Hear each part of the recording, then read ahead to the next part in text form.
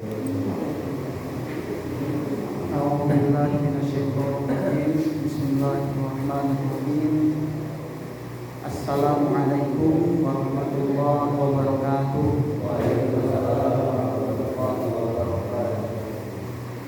Orang Inggris bertemu dengan orang Inggris.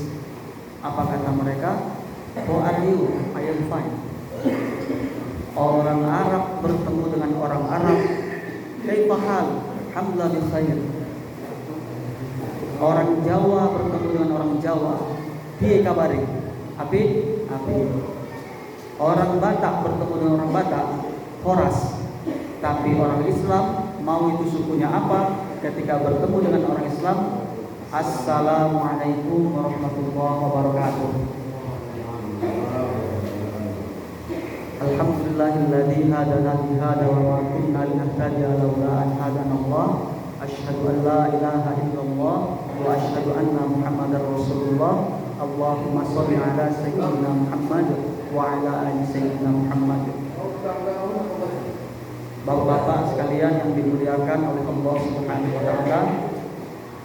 Pertama sekali kita bersyukur kepada Allah Subhanahu wa taala karena hari ini, detik ini bertepatan dengan di bulan Sya'ban yang sebentar lagi kita akan merayakan nisfu Sya'ban. Alhamdulillah kita masih diizinkan Allah untuk bernapas. Alhamdulillah kita masih diizinkan Allah untuk hidup. Masih dapat bertemu, bertatap muka, tegur sapa, dan duduk sama rata, tak pandang tua muda, tapi yang dipandang Allah siapa yang paling bertakwa.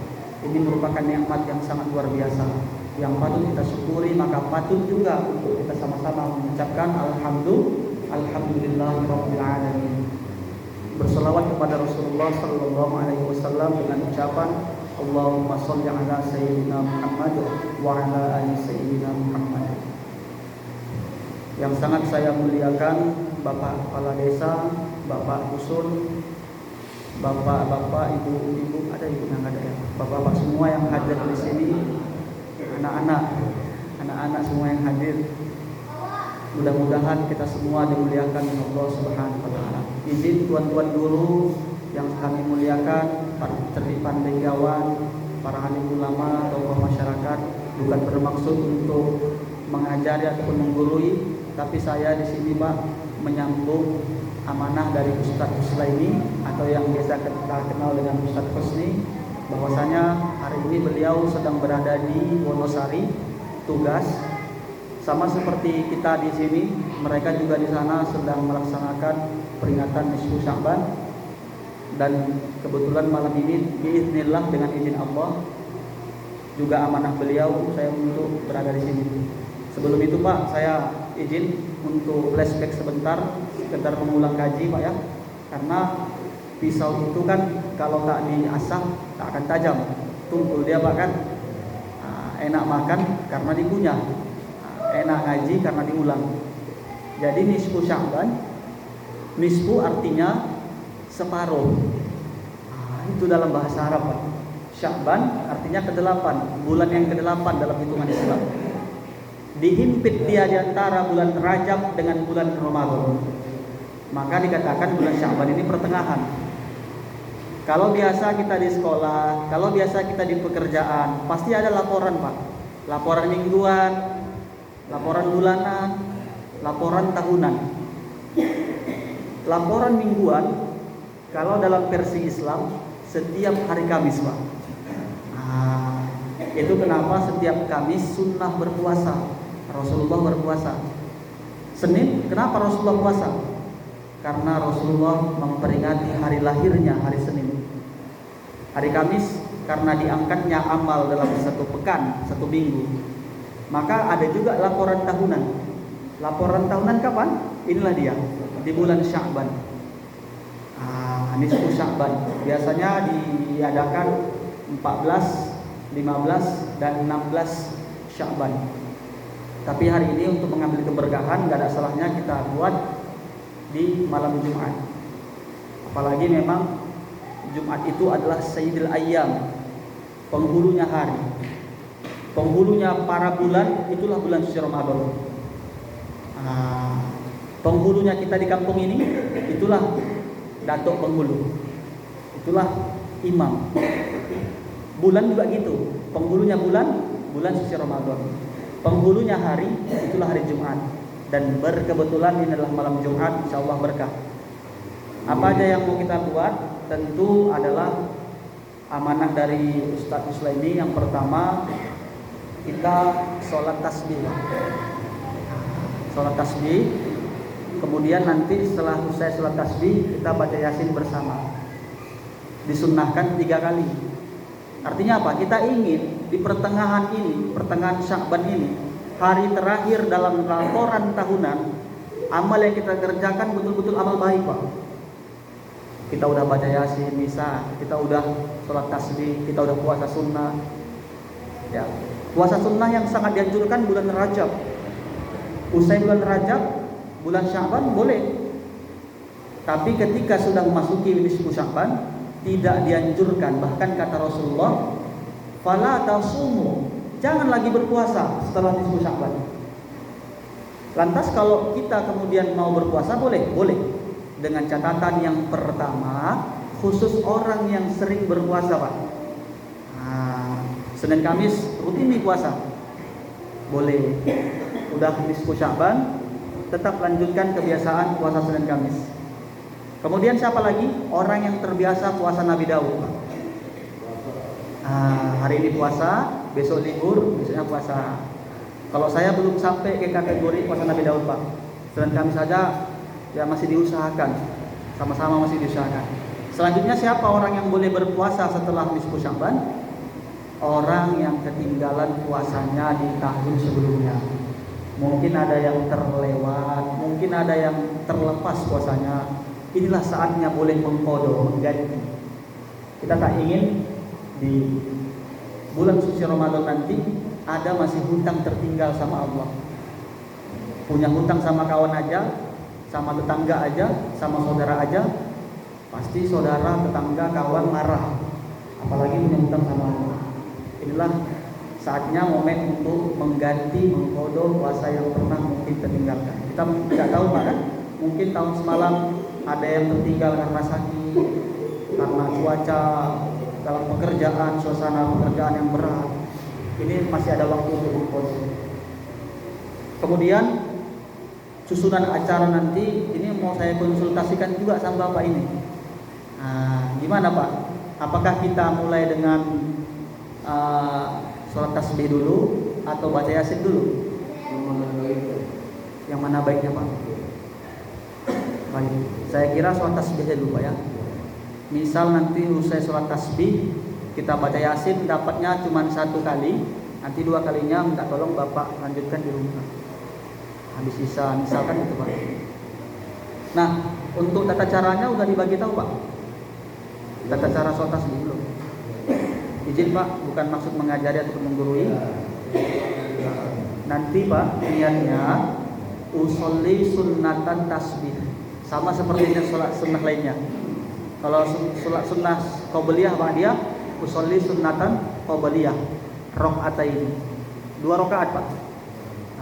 Nanti sholat tasbih pun gitu, usolli sunnatan tasbih, sengaja aku melaksanakan sholat tasbih. Berapa rakaat? Rakaatain, 2 rakaat. Kalau sendiri adaan lillahi ta'ala. Kalau mengikut imam, adaan makmuman lillahi ta'ala. Kalau jadi imam, adaan imamam lillahi ta'ala. Boleh tambah mustaqbilal kiblati, boleh. Tapi niatnya yang mudah kita pahami, yang gampang, usolli sunnatan tasbih.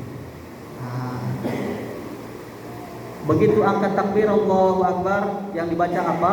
Sama seperti sholat biasa, Pak. Doa akhir kita. Setelah itu Al-Fatihah, ayat pendek. Usai ayat pendek, membaca tasbih subhanallah walhamdulillah wala ilaha illallah wallahu akbar sebanyak 15 kali, Pak. Habis apa ya? Waladhdallin, amin, baca ayat pendek, itu sama-sama subhanallah walhamdulillah wala ilaha illallah wallahu akbar sebanyak 15 kali. Begitu angkat takbir, ruku, bacaannya Tasbih juga sebanyak 10 kali. Sami Allahu liman hamidah, subhanallah walhamdulillah wala ilaha illallah wallahu akbar 10 kali. Sujud subhanallah walhamdulillah wala ilaha illallah wallahu akbar 10 kali. Begitu terus sampai satu rakaat itu totalnya nanti 75 kali bacaan subhanallah walhamdulillah wala ilaha illallah wallahu akbar. Kalau nggak percaya Pak, itu sendiri. Rakaat kedua pun seperti itu. Yang pertama aja Pak, setelah selesai baca ayat. Sebelum Allahu Akbar, nah itu bacaan subhanallah walhamdulillah wala ilaha illallah wallahu akbar. Kalau kira-kira berat kali hitung apa? Pakai tangan aja gini, sambil gini kan. Alhamdulillah wala ilaha illallah wallahu akbar. Ini pas 15 Pak. 3 15. Kalau 10 nanti berhenti di angka 10 udah gitu. Ada lagi yang mau dipertanyakan Pak? Enggak ada. Boleh Pak.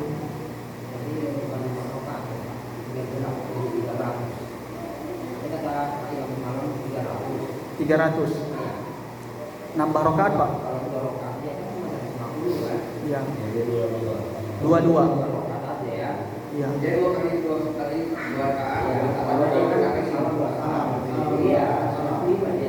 ada pendapat yang mengatakan boleh sekaligus 4 rakaat, tapi saya lebih memakai kalimat pendapat yang 22. Kita di sini tarawih gimana Pak? 22 kan? Karena kan sering nih Pak ada perbedaan nih. Di sini sholatnya 11, ya kan? Di sana 23. Ini sebetulnya nggak perlu diributkan kan gitu Pak. Yang penting satu tujuan kita menghadap Allah Subhanahu Wa Taala. Jadi kita konsultasi juga sama Bapak. Bapak mau pilih yang sekaligus 4 rakaat boleh, yang 22 juga boleh. 22 aja Pak. Iya. 2 salam Pak ya. Nanti setelah itu kita coba baca Yasin. Kalau memang dapatnya 1 kali ya udah 1 kali kan. Kalau nanti mau lanjutkan hati sisa 2 kali boleh. Tapi yang paling penting tujuan kita adalah semua untuk beribadah kepada Allah, mencari keridhaan Allah Subhanahu Wa Taala. Karena memang surga belum tentu didapatkan dengan cara seperti kita. Sholat tidak menjamin kita masuk surga. Tapi yang dapat memasukkan kita surga ketika Allah ridho. Tapi jalan untuk mencapai keridhaan inilah metode kita. Mudah-mudahan kita semua mendapatkan keridhaan Allah Subhanahu Wa Taala. Amin ya rabbal alamin. Ada lagi Pak? Sudah. Kalau sudah mungkin bisa kita laksanakan terus ya.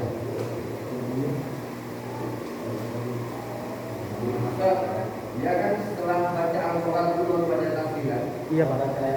Baca ayat dulu kan. Setelah istilah. Setelah Enggak, maksudnya sujud dulu enggak baca iya subhanallah. Nah, itu baru baca. Iya.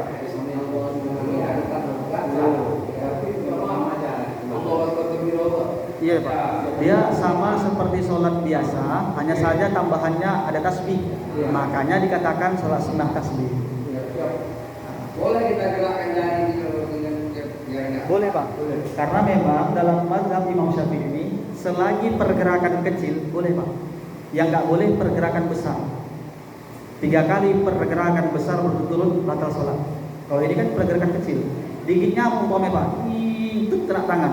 Kita pukul gini, garuk sampai 50 kali pun gini-gini Pak. Ini kan pergerakan kecil, nggak batal sholat. Tapi kalau sempat digit nyamuk kita pukul kelepak, belum lagi selesai gatal pukul lagi, itu yang bikin batal sholat. Kalau pergerakan kecil boleh Pak. Itu kan metode untuk mempermudah hitungan kita Pak. Baik, kalau tidak ada lagi yang bertanya, kita tutup dengan bacaan kafaratul majlis. Subhanakallahumma wa bihamdika asyhadu an la ilaha illa anta astaghfiruka wa atubu ilaik. Assalamualaikum warahmatullahi wabarakatuh. Waalaikumsalam.